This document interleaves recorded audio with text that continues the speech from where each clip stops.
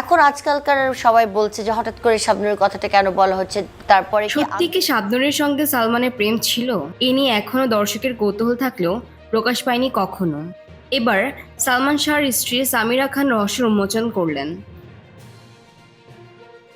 ঢালিউডের অন্যতম জনপ্রিয় জুটি সালমান শাবনূর। জহিরুল হক পরিচালিত তুমি আমার সিনেমায় প্রথমবার জুটি হয়ে অভিনয় করেন তারা। এরপর জুটি বেঁধে 14টি সিনেমায় অভিনয় করেছেন সালমান শাহ ও শাবনূর। শোনা যায় তাদের মধ্যে ছিল ঘনিষ্ঠ সম্পর্ক। গুঞ্জন আছে তাদের সম্পর্ক নিয়ে সালমান সামিরার সংসার জীবনে নানা অশান্তি শুরু হয়েছিল। তবে প্রেমের বিষয়টি বারবার অস্বীকার করেছেন শাবনূর। 19 সেপ্টেম্বর সালমানের জন্মদিন উপলক্ষে দেশের একটি টেলিভিশন চ্যানেলে কথা বলেন প্রয়াত অভিনেতার স্ত্রী সামিরা।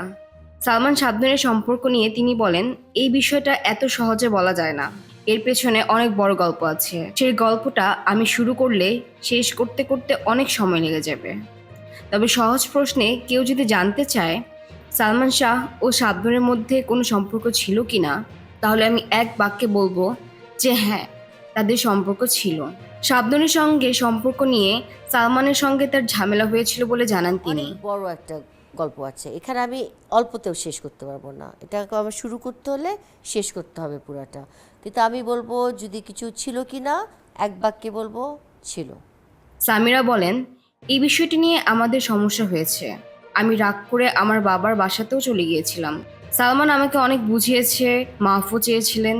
পরে আমাকে মানিয়ে নিয়ে সালমান আমাকে বলেছিল শাবনূরের সঙ্গে যে সিনেমাগুলোর চুক্তি আছে সেগুলো শেষ হলেই তার সঙ্গে আর কোনো সিনেমায় কাজ করবেন না। ক্যারিয়ার তুঙ্গে থাকা অবস্থায় 1996 সালের 6 সেপ্টেম্বর রাজধানীর ইস্কাটন রোডে নিজের বাসায় আত্মহত্যা করেন সালমান শাহ।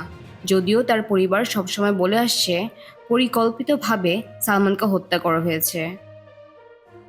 সম্প্রতি ওই সাক্ষাৎকারে সামিরা জানান, এর আগেও 3বার সালমান আত্মহত্যার চেষ্টা করেছিলেন। সামিরা বলেন, Salman mentally suicidal by nature. এর আগে 3বার সুইসাইডের চেষ্টা ও করেছেন। মেন্টালি ও সুসাইডাল বাই নেচার। ও আগে আরও 3বার সুসাইড